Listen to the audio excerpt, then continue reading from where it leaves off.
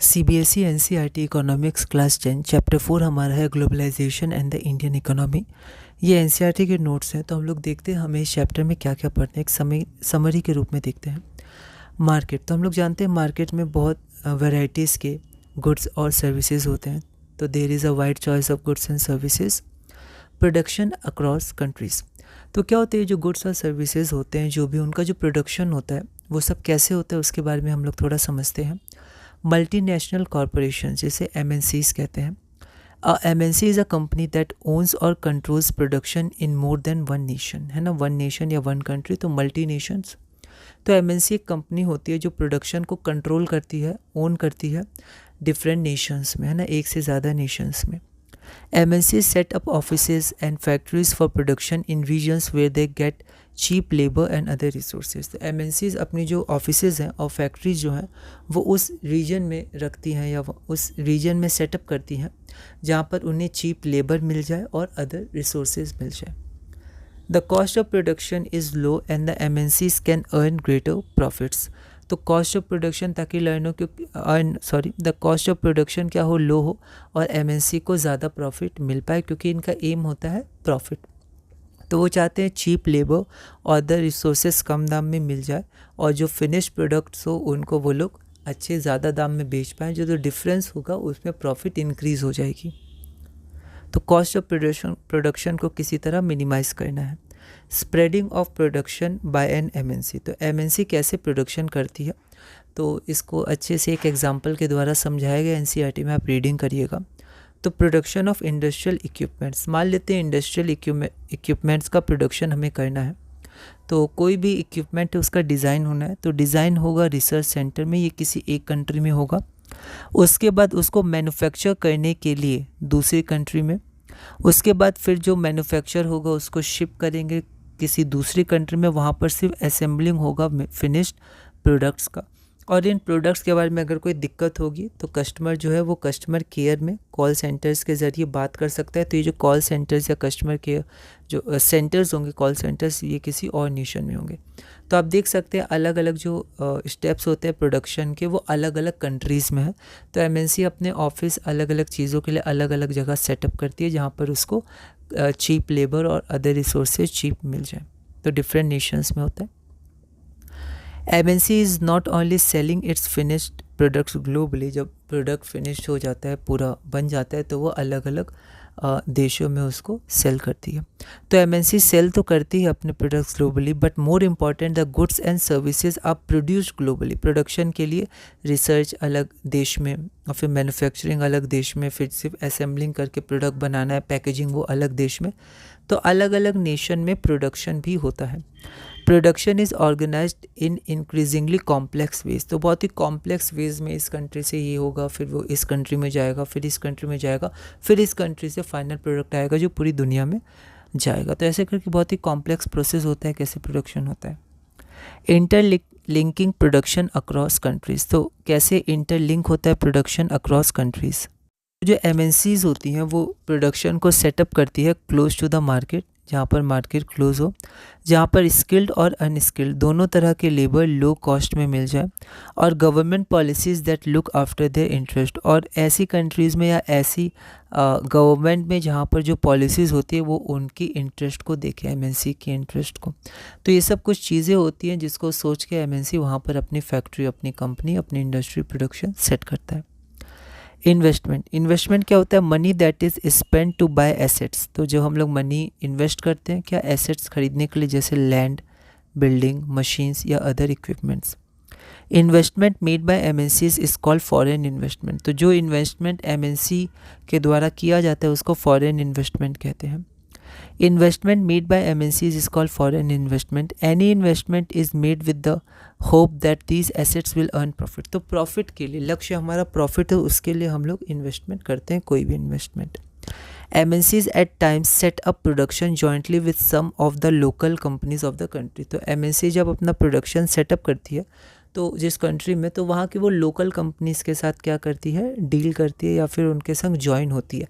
लेकिन ज़्यादा, क्योंकि बहुत बड़ी कंपनी होती है MNC, तो ज़्यादा कॉमनली या अधिकतर वो क्या करती है, छोटी छोटी कंपनियों को खरीद ही लेती है और फिर अपना जो प्रोडक्शन है उसको एक्सपेंड कर देती है।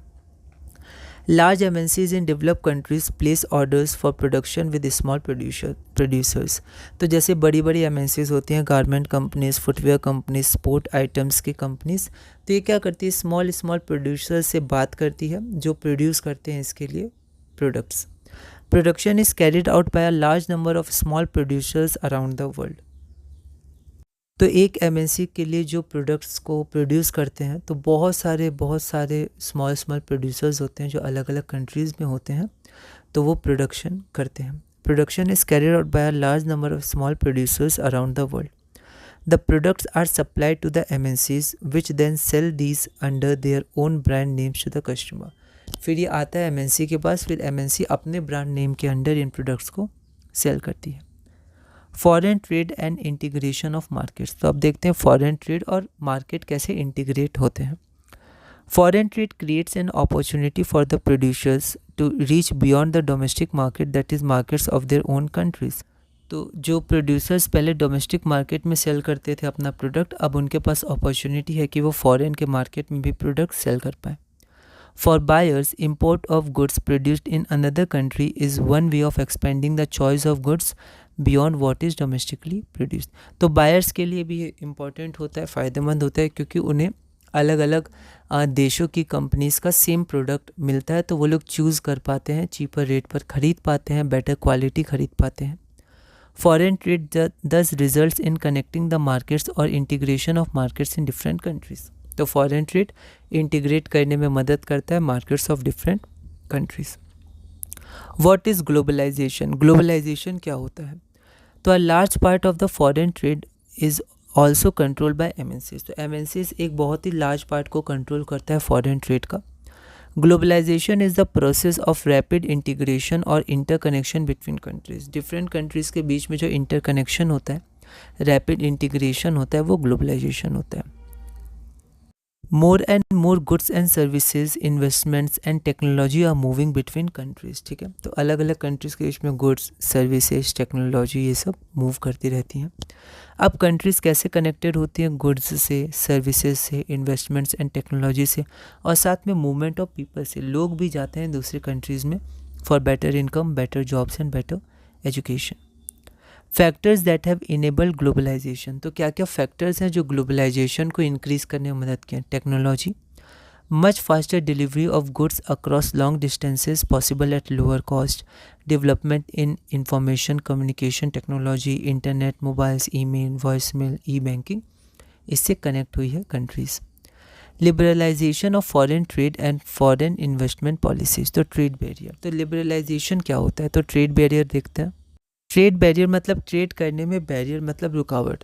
तो टैक्स ऑन इम्पोर्ट्स, जो इम्पोर्ट्स आते हैं उसमें टैक्स लगाना, ये एक एग्जांपल हो सकता है.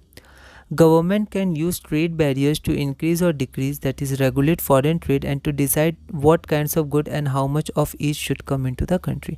तो कई बार गवर्नमेंट जो होती है अपने देश के कंपनीज़ को आगे बढ़ाने के लिए ट्रेड बैरियर्स लगा देती है, ताकि बाहर से अगर कोई गुड्स आए तो उसमें फिर उसको ख़रीदने के लिए ज़्यादा पैसे देने होंगे, उसमें टैक्स इंक्रीज़ कर देती है, ताकि खुद की कंट्रीज़ के जो प्रोडक्ट्स होते हैं वो ज़्यादा अच्छे से मार्केट में सेल हो पाए. लिबरलाइजेशन क्या होता है, रिमूविंग बैरियर्स और restrictions set by the government is known as liberalisation. तो जो गवर्नमेंट बैरियर्स लगाती है उसको हटाने को लिबरलाइजेशन कहते हैं. वर्ल्ड ट्रेड ऑर्गेनाइजेशन WTO, इसका एम होता है कि सारे जो ट्रेड बैरियर्स हैं उनको हटाना. To liberalise international trade, trade between countries should be free. तो फ्री ट्रेड होना चाहिए, कोई भी उसमें टैक्स या दूसरे बैरियर्स नहीं लगने चाहिए. All countries in the world should liberalise their policies. तो सारी कंट्रीज़ को इस पॉलिसी को लिबरलाइज करना चाहिए. WTO establishes rules regarding international trade and sees that these rules are obeyed. तो WTO क्या करता है, इंटरनेशनल ट्रेड में कुछ रूल्स बनाता है और ये भी देखता है कि ये रूल्स सारी कंट्रीज़ ओबे कर रही हैं. दो WTO is suppose to allow free trade, ये ट्रेड है, free trade for all, in practice it is seen that the developed countries has unfairly retain trade barriers. ठीक है, तो WTO ये चाहता है या उसका एम ये है कि सारी कंट्रीज ट्रेड बैरियर्स को हटाएं. तो इन प्रैक्टिस में क्या देखा जाता है कि जो डेवलप्ड कंट्रीज़ है वो अनफेयरली भी रूल्स को फॉलो नहीं करती हैं और ट्रेड बैरियर्स को लगा देती हैं। On the other hand WTO rules have force the developing countries to remove trade barriers, जबकि WTO ज़्यादा फोर्स करती है डेवलपिंग कंट्रीज़ को ट्रेड बैरियर्स को रिमूव करने में, पर डेवलप कंट्रीज ज़्यादातर ट्रेड बैरियर्स लगा देते हैं unfairly. Impact of globalisation in India, तो इंडिया में ग्लोबलाइजेशन का क्या इम्पैक्ट है? तो globalisation greater competition among producers में ग्रेटर कंपटीशन होता है, कंज्यूमर्स के लिए ग्रेटर चॉइस होती है, इम्प्रूव क्वालिटी और लो प्राइस होती है। अब ये advantage generally well of sections in urban areas, मतलब जो अच्छा पैसा कमाते हैं या जिनकी इनकम अच्छी है, अपर मिडिल क्लास या रिच फैमिलीज जो होती हैं, उनके लिए बहुत ही ज़्यादा फ़ायदेमंद है ग्लोबलाइजेशन, क्योंकि उनको अब डिफरेंट चॉइसेस मिल गई जिससे वो चूज़ कर पाएँ। कंज्यूमर जो होते हैं उनकी लिविंग स्टैंडर्ड जो होता है वो भी बढ़ गया, high living standards. In India MNC have increase their investment, तो MNC इन्वेस्टमेंट को इंक्रीज़ की है इंडिया में। Cellphone companies, automobiles companies, electronics, soft drinks, है ना, fast foods and services such as banking, इन सब में इंक्रीज़ हुआ इन्वेस्टमेंट इंडिया के अंदर MNC द्वारा। न्यू जॉब्स मिली है, एम्प्लॉयमेंट भी बढ़ी है। लोकल कंपनी क्या करती हैं, सप्लाई करती हैं रॉ मटेरियल्स को। अब जो टॉप इंडियन कंपनीज़ हैं उनको इस कंपटीशन से बेनिफिट मिला है, उन्होंने फॉरेन कंपनीज़ के संग सक्सेसफुल कोलैबोरेशन भी किए हैं कई बार। तो ग्लोबलाइजेशन ने ये भी मदद की है, कुछ लार्ज इंडियन कंपनीज़ को खुद MNC बनने में मदद की है, जैसे Tata Motors automobiles, Infosys IT services, IT के क्षेत्र में ये कंपनी है, रेनबैक्सी मेडिसिन्स में, एशियन पेंट्स में, और Sundaram fasteners nuts and bolts में। Steps to attract foreign investment, तो हर गवर्नमेंट कुछ स्टेप्स लेती है जिससे वो फॉरेन इन्वेस्टमेंट को अट्रैक्ट कर सके। Industrial zones called special economic zones SEZs, तो SEZs बनाए जाते हैं स्पेशल इकोनॉमिक जोन्स, जिसमें वर्ल्ड क्लास फैसिलिटी दी जाती है इलेक्ट्रिसिटी की, वाटर की, रोड्स की, ट्रांसपोर्ट की, स्टोरेज की, रिक्रिएशन की और एजुकेशन की। Government has also allowed flexibility in the labour laws to attract foreign investment. अब फॉरेन इन्वेस्टमेंट को अट्रैक्ट करने के लिए गवर्नमेंट ने कुछ फ्लेक्सिबिलिटी भी दी है लेबर लॉज में।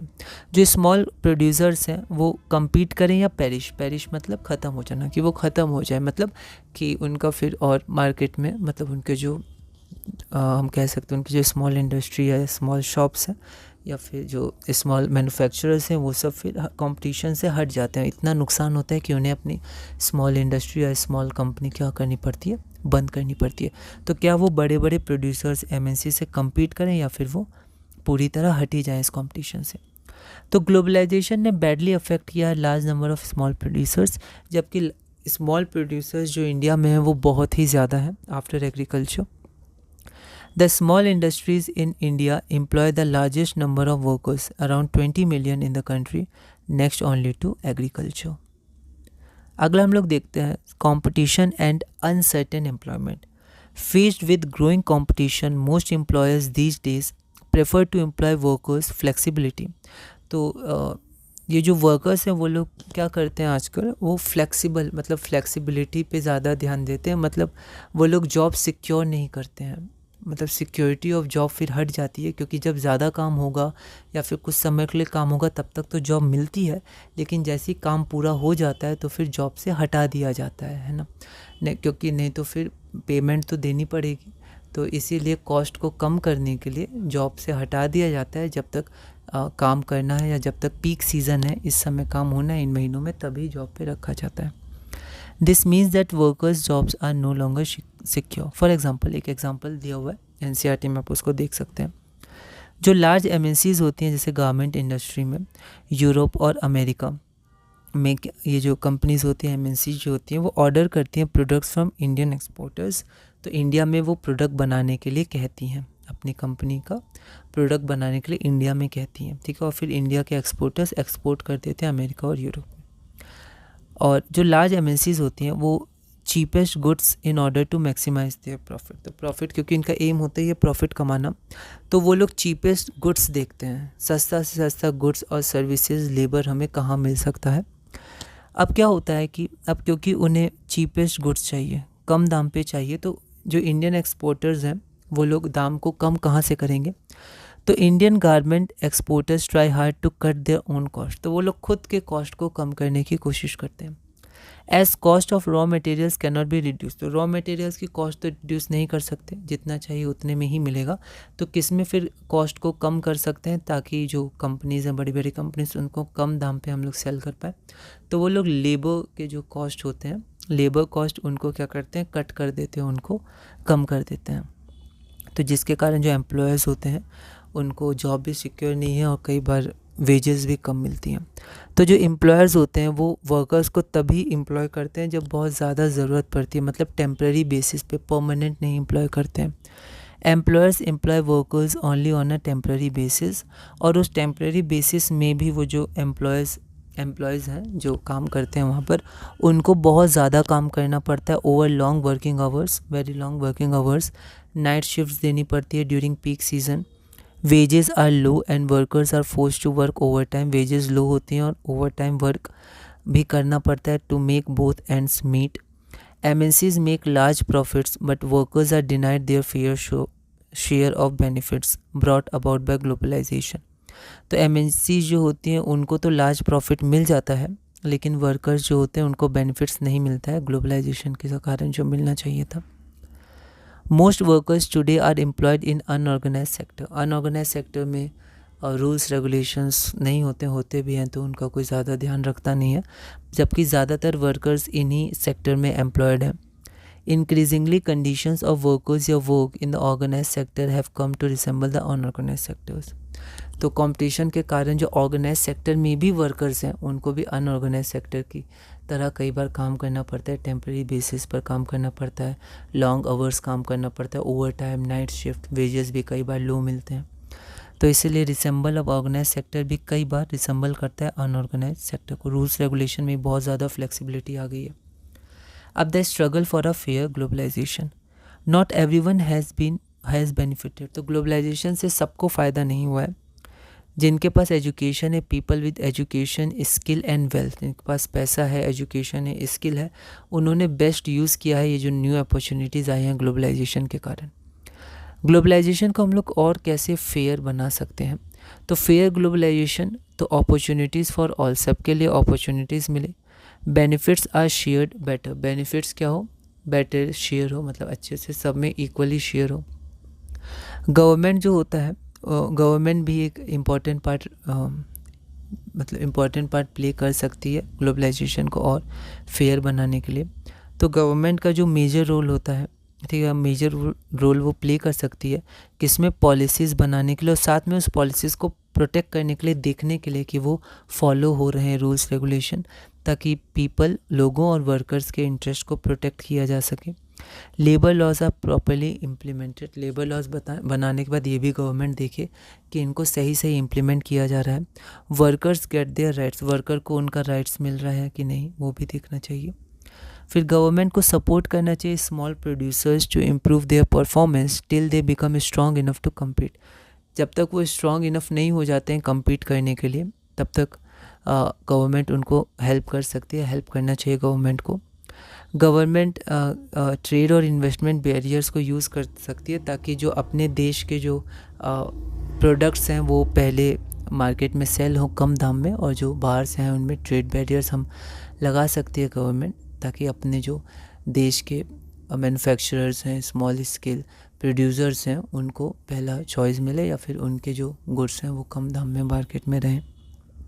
Negotiate at the WTO for fair rules, तो जैसे हमने देखा कुछ रूल्स फेयर नहीं होते हैं WTO के लिए, या फिर develop countries unfairly trade barriers लगा देती है, तो नेगोशिएट कर सकते हैं। Align with other developing countries with similar interest to fight against the domination of the develop countries in the WTO। अब जो डेवलपिंग कंट्रीज़ के साथ ऐसा हो रहा है तो वो लोग मिल के WTO में इस बात को उठा सकती हैं, लड़ सकती हैं, संघर्ष कर सकती हैं, बता सकती हैं। उसके बाद पीपल का भी रूल होता है, जैसे मैसिव कैंपेन्स और representation by people's organisation influenced important decisions relating to trade and investment and WTO। तो जो कैंपेन्स होते हैं या फिर जो रिप्रेजेंटेशन होते हैं पीपल ऑर्गेनाइजेशन में, तो उन्होंने भी WTO के जो रूल्स और रेगुलेशंस हैं उनको इन्फ्लुएंस किया है। So people can also play an important role in the struggle for fair globalisation. तो ग्लोबलाइजेशन में हमें ये पढ़ना था, है ना। तो हमने ये देखा, उसके बाद हम लोग CBSE के 2025 के क्वेश्चंस भी करेंगे और धीरे धीरे हम लोग इकोनॉमिक्स क्लास 10 CBSE NCERT में आगे बढ़ेंगे।